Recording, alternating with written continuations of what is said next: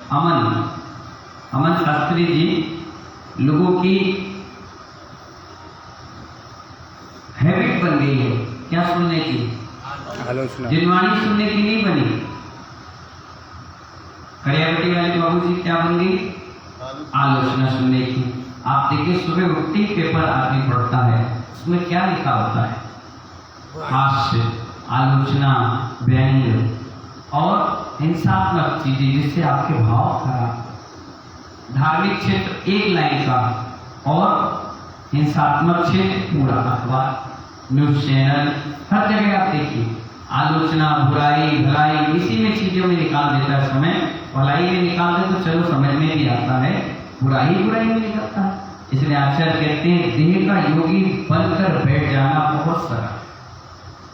देह का साहित्य क्या कहा, देह का योगी बन जाना बहुत सरल है, परंतु भीतर का योगी बनकर बैठ पाना बहुत कठिन है। विश्व शांत सागर जी महाराज क्या कहा, बहुत कठिन है। बाहर का योगी बनना बिल्कुल सरल है, जो मेरे नहीं है। कौन, जो मेरे नहीं है उनकी बातों को सुनकर हम रोने लगते। जो मेरे नहीं है उनकी बातों को सुनकर हम रोने लगते हैं, और जो मेरे नहीं है उनकी बातें सुनकर हम हंसने भी लगते हैं। जो कपिल शर्मा चलता है कैसे लोग हंसते हैं, और तारा मेहता का उल्टा चश्मा देखकर हंसते हैं। मिहिर मर गया, पूरे हिंदुस्तान रो रहा, पूरा विश्व रो रहा, जब क्यों ना तुम्हारा रिश्तेदार ना कोई परिवार का। एक तो आचार्य भगवत कह रहे जो मेरे हैं नहीं उनके लिए रो रहे, जिनको हम जानते नहीं उनके लिए हम हंस रहे। सोचने वाली बात है। तो तुम्हारी परिणति कहाँ है, तुम्हारी सोच कहाँ है भैया? कौन क्या कर रहा है, कौन कैसे रह रहा है, इस पर दृष्टि डालने की जरूरत नहीं है। इस पर दृष्टि डालने की जरूरत नहीं है। कौन क्या कर रहा, कैसे रह रहा, क्या करना, उस पर दृष्टि डालकर उसकी आवश्यकता नहीं। जो कह रहा है उसका तो खुद का वचन बल है।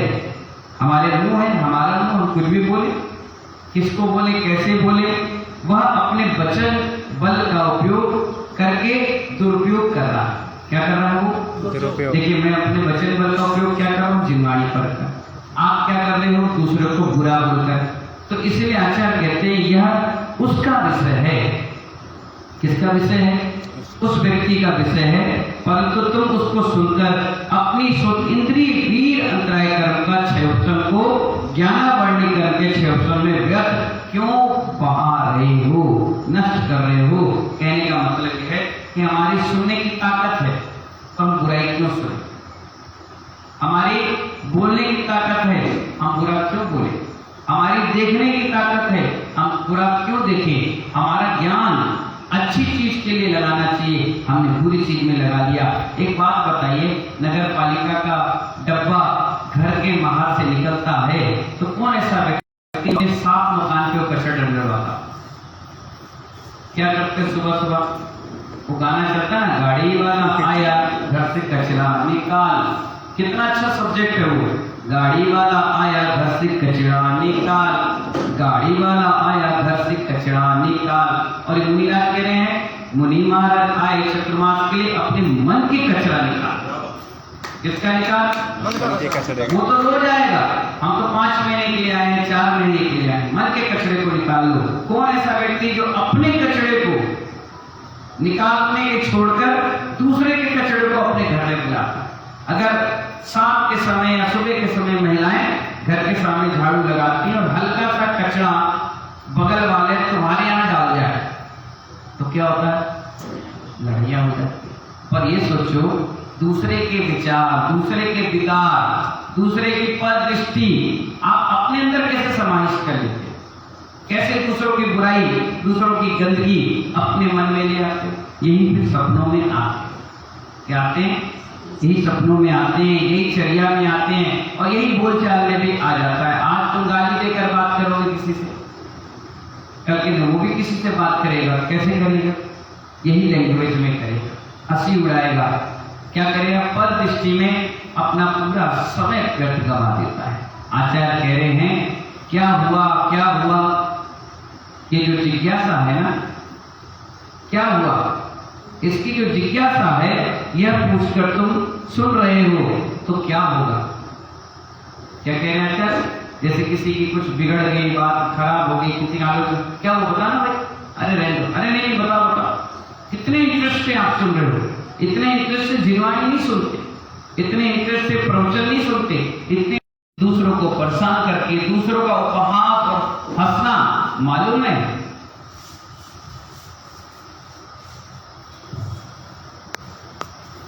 एक महिला ने, किसने, एक महिला ने क्या किया, एक महिला को देखकर उसका उपहास किया, हंसी, तो उसको अगले भाव में क्या मिला मालूम, उसका हास का पात्र बनना पड़ा। आचार्य कह रहे हैं, हे समण, एक व्यक्ति किसी अन्य व्यक्ति के बारे में अशुभ बोल रहा है और तूने उसे सुन लिया।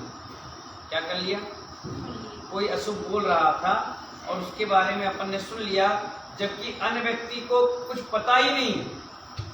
क्या कह रहे हैं आचार्य, हम और आप बात कर रहे हैं, महेंद्र भैया और नीरू भाई किसी के विषय में बात कर रहे हैं, वो व्यक्ति घर में बैठा है और ये इनकी बुराई वो उनकी बुराई में लग गया, तो आचार्य कह रहे हैं उसे कुछ पता नहीं है, तो क्या हुआ, परिणाम तो हमारे खराब हो रहे हैं।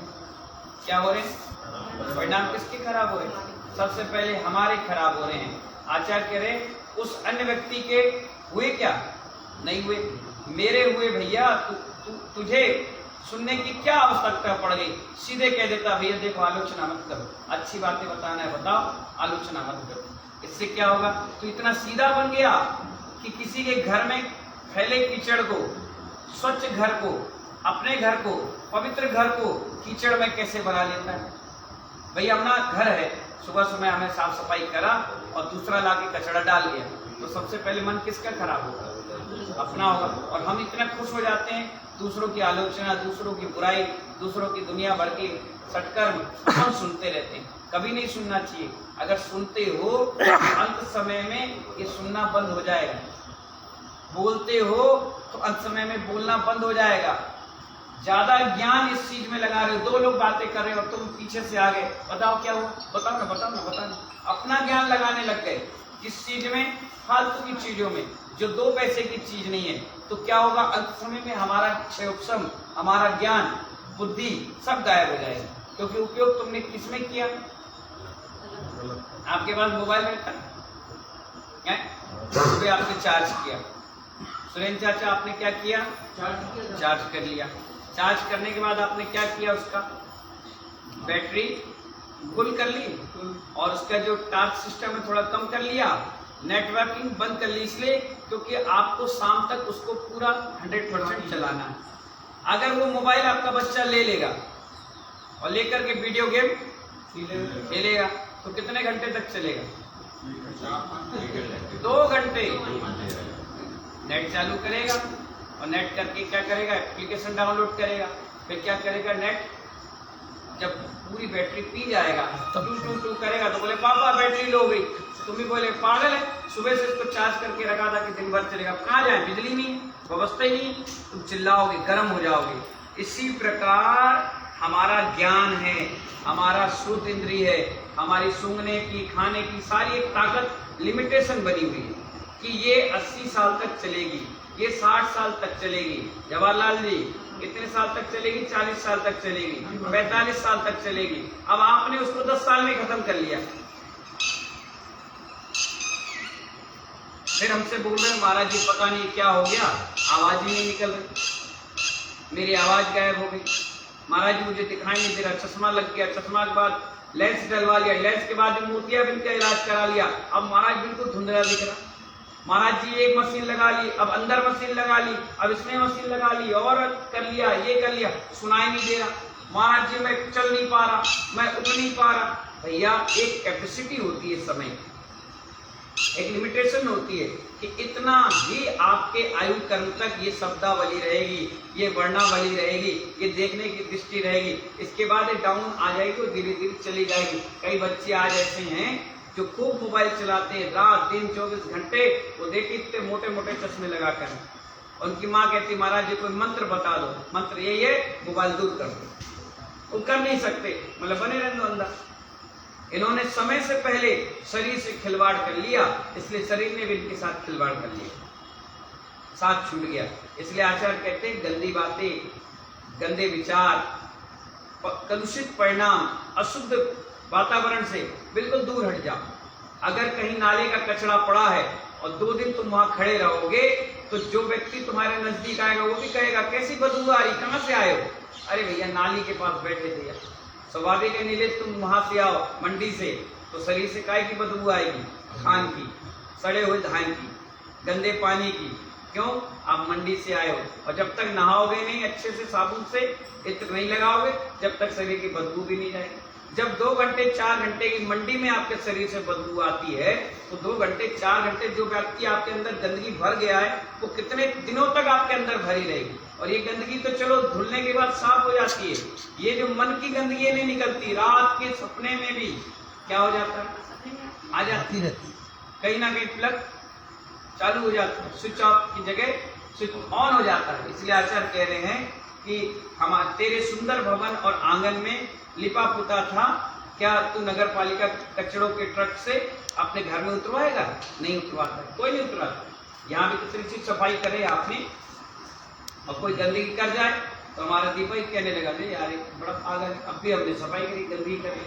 तो गंदगी कर गया का मतलब क्या हुआ कि कहीं ना कहीं हमने अपने मन में भी गंदगी उतरवा ली। इसलिए ज्ञानी तेरा स्वच्छ मन आंगन है, तेरा स्वच्छ मन आंगन है, ये आंगन पवित्र था। उस आंगन में दूसरा अभागा आकर के दूसरे की निंदा कचरा फैला गया, सो तूने सुनने के लिए खड़ा हो गया। क्या तू अच्छा कर रहा था? अपने स्वच्छ घर में कौन ऐसा कचरा फैलाता है? कोई पागल होगा जो करे, कोई नहीं कराता। इसलिए आचार्य कहते हैं दूसरों की निंदा से बिल्कुल दूर हट जाना चाहिए, अपनी प्रशंसा से भी दूर हट जाना चाहिए। निंदा और प्रशंसा दोनों से दूर हो जाना चाहिए, उत्साहवर्धन करना चाहिए, अच्छे काम को प्रोत्साहन देना चाहिए और आगे बढ़ जाना चाहिए। आज आचार्य भगवान कह रहे हैं मुमुक्षु, यदि कोई व्यक्ति किसी अन्य व्यक्ति की आलोचना तेरे सामने करे तो बोल देना इधर से चले जाओ। वो कहेगा सुनो सुनो, बोले बिल्कुल नहीं, अरे एक बार तो सुनो, बोले कोई दिक्कत नहीं, यहाँ मत सुनाओ, भागो ऐसे। आपको लगेगा कि हम उसको बहुत कठोर शब्द बोल रहे हैं, कह रहे हैं, बोल रहे हैं, लेकिन कब तक? एक बार की, अगली बार से जब आएगा ना संजय भैया तो वो कभी आलोचना नहीं करेगा। वो कहेगा ये व्यक्ति निंदा और आलोचना नहीं सुनता है, इसको अच्छी बातें बता। मेरे पास कोई आता है, हमें 23 साल हो गए दीक्षा लिए जम्मू प्रसाद जी, मेरे पास कोई संत की बुराई करने आता है, मैं कभी सुनते ही नहीं। पूछो क्यों? अभी बता रहे, जिसकी वो आलोचना कर रहा है वो भी तो पिच्छीधारी है। क्या है वो? पिच्छीधारी। आज वो मेरे सामने उसकी कर रहा है तो कल के दिन वो मेरी भी कहीं ना कहीं करेंगे। देखिए आप इतने सारे लोग बैठे हो, अभी आपसे मैं किसी से बात नहीं कर रहा हूँ, बड़े ध्यान से सुनना, बहुत मार्मिक बात है। मैं आपसे भी कोई बात नहीं कर रहा, चुपचाप बैठा हूँ, अचानक से आप आओगे और बोले महाराज जी एक बात बताना है, तो मेरा भी मन क्या करेगा? एक बात बताना है, मतलब कोई इतनी प्राइवेट बात है, कोई मैंने कहा बता, यहाँ नहीं, अंदर चलो। चलो भैया, हमने बोला चलो कोई बात होगी नहीं, बैठ गए। बोले महाराज जी, वो महाराज जी थे ना, उन्होंने ऐसा कर दिया, अरे महाराज जी उन्होंने ऐसा बोला, अरे महाराज जी आपको क्या बताना। वो तो अपनी गंदगी हमें सुना गया, लेकिन सुनने के साथ साथ हमारे अंदर परिणाम खराब होने लगे। जबकि वो मुनि महाराज को अपन जानते हैं क्या, मिले क्या, बातचीत हुई क्या, कोई मतलब ही नहीं है। और उसने क्या किया? सिर्फ स्थान प्राप्त करने के लिए उस व्यक्ति की बुराई करने लगा। क्या करने लगा? बुराई करने लगा। अब क्या हुआ? मन हमारा खराब होने लगा, परिणाम हमारे खराब होने लगे, और मैं क्या करने लगा? फिर 10 लोग को उसका प्रचार करने लगा। अरे वो व्यक्ति था ना, उन महाराज जी का ऐसा हो गया, ऐसा हो गया, वैसा हो गया, क्योंकि तो साधु खान की कच्चे होते हैं, उन्हें जो कह दो वो मान जाते। बहुत कम साधु ऐसे होते हैं जो सुनने के बाद बहुत गंभीरता से विचार करते हैं, फिर जाकर जवाब देते हैं। अगर साधु पक्का होगा तो सुनने के बाद उससे कहेगा कि आइंदा मुझे मत बताना, क्या कहेगा वो? आइंदा हमें बुराई धराई नहीं करना, एक बार तुमने कर ली, अब आप जाओ। मालूम है साधु की नजर में उसकी व्यक्ति की वैल्यू खत्म हो जाती है। बहुत हल्का समझता है साधु उस व्यक्ति को। दोबारा कहीं गया, महाराज जी एक बात, मैंने हो गया खत्म, जाओ मेरे से। अरे उस दिन सुन रहे थे, आज बोले उस दिन पहली गलती थी, अब हर बार वही गलती करेंगे। तुम तो बता के चले जाओगे, तुम तो सुना के चले जाओगे, हमारा गुरुस्थान हमारा परिणाम कौन संभालेगा? अब वायदा भी अचानक से हमें कोई बीमारी पकड़ ले, बीमार हो जाए और चले जाए तो गंदे परिणाम लेके तो जाएंगे, गंदगी आई। इसलिए आचार्य कह रहे हैं कि कोई अगर तुमसे कहे इधर उधर की बुराई, निंदा, किसी की आलोचना, तो कहना इधर से जाओ, यदि तू नहीं जाता है तो मैं जा रहा हूं। क्या कहना? अगर तू नहीं जा रहा है तो मैं इधर से जाता हूं, क्योंकि मेरा हृदय आंगन बड़ा पवित्र है। मेरा हृदय आंगन क्या है? बड़ा पवित्र है, उसमें जिनवाणी की सुवास भरी हुई है। मैं पर निंदा की गंध अपने हृदय आंगन में नहीं डालना चाहता। क्या कहेगा वो? मुझे पवित्र रहने दो, मैं सुबह नहा धोकर पवित्र भावों के साथ मंदिर होकर के आया हूँ, मुझे मंदिर में ही रहने दो, मंडी में मत पहुंचाओ।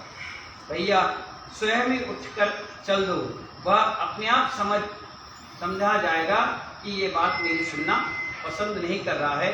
ज्ञानी वस्तु स्वभाव को समझो। क्या कह रहे हैं आचार्य? वस्तु स्वभाव को समझो। तपस्वी बनना सरल है। क्या बनना सरल है? तपस्वी। तपस्वी बनना सरल है, तपस्वी होना भी सरल है। क्या कहा पंडित जी? तपस्वी बनना सरल है और होना भी सरल है।